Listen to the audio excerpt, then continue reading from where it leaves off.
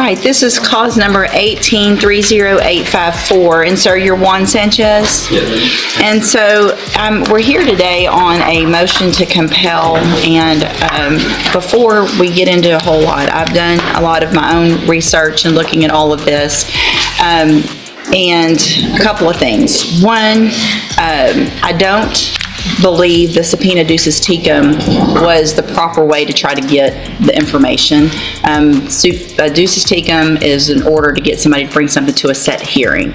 So, but we didn't have a set hearing, and they weren't ordered to give it to at a set time for a hearing. So, under the rules that have to do with subpoena ducis tecum, I don't know that that was the proper way. I do think you're entitled to some of that information as a defense attorney. If we're going to base decisions on, if I'm going to base decisions on things that probation have in their file and that they're just going to tell us, I do believe that you are entitled to some of that information. I think the proper way to do it would be to make that request through the district attorney's office for discovery. And then for you, Mr. Nichols, to make those requests, and then I would approve you guys giving whatever records are requested within reason. If you have, I don't know what would necessarily be any type of work product that would not be discoverable, but if you think that there's something that is particularly not discoverable, let Mr. Nichols know that, Mr. Nichols let me know that, then we could worry about maybe a motion to compel and whether or not I think those things are or are not. But lab results, testing, money owed, all of those types of things I think are probably discoverable and something that Mr. Franklin needs. I just don't think this was the... I agree, Judge. Any of the things that pertain to, well, I do think it's discoverable. In this case, it's all allegations on the motion are based on arrest out of county.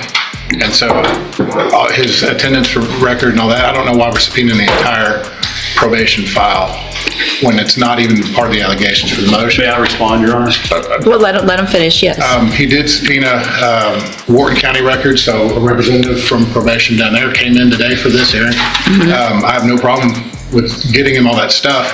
A lot of it's not in my possession. The out-of-county offense reports and things like that, I don't have yet. I would have them if we move towards a hearing where I prove up those allegations, and they, of course, will be provided beforehand. And again, I don't think he's not entitled to have all that stuff. So sure. I kind of agree with I don't want to subpoena directly to those agencies was the proper way to do this. And Mr. Franklin did make just a standard discovery request at the onset of his involvement, which was early May. I don't have anything really responsive to that at this point. Okay. So obviously, if it's based on a new offense out of another county, that's something you'll need to work towards getting and get that to Mr. Franklin. And so that needs to take place as quickly as possible. Let me look at the motion itself.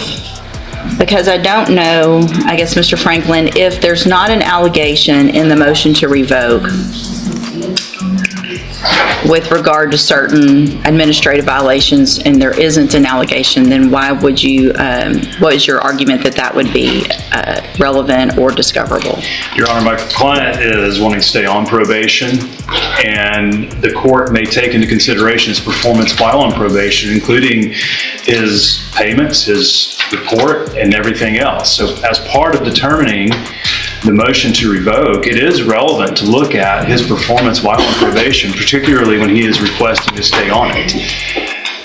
And he's been on probation nearly 6 years, I think over 5.5 years, nearly 6 years. And that performance will be helpful in determining or mitigating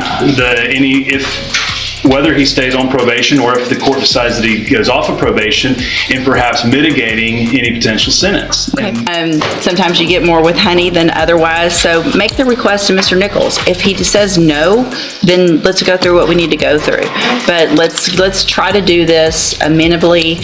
The ducis tecum is not the way to do it unless it's set for a hearing. That's just the rules of evidence, and so that's not the way we're going to do it. The ducis tecum was set for the day that it was initially set for a hearing, and it did specify that date for the hearing, I believe. And we ended up moving the hearing date because of conflict.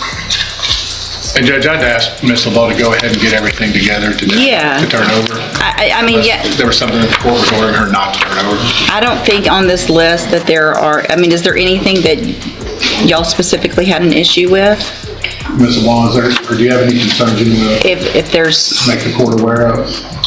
Your Honor, just with the clarification of, our departmental chronologicals, which include, anything that pertains to the case that happened, chrono telephone calls, auto-generated, appointments, reminders, office visits, drug tests, anything that we enter into the system. But those are the chronologicals through the probation office, as well as releasing of the jail logs, his sex offender verification, interlock reports, because those were not listed on the subpoena, as well as the offense report through DPS, which was released to me and my under a supervision officer.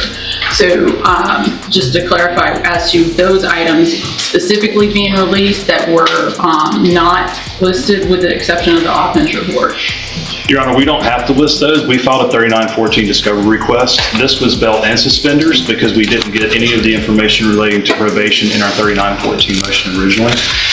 I would also note that the chronologicals. well, and these aren't, the reason you didn't get any of those is because those aren't his, they're theirs. And so they're not, I don't think Mr. Nichols has the ability legally to make probation give them those. I think once we talk it out, though, I think whatever Mr. Nichols, y'all get together, obviously offense report, if y'all have the offense report and you don't even have it, then you need to get, I mean, Right, I mean, that's great. Everybody it's all can get the information in an amenable way.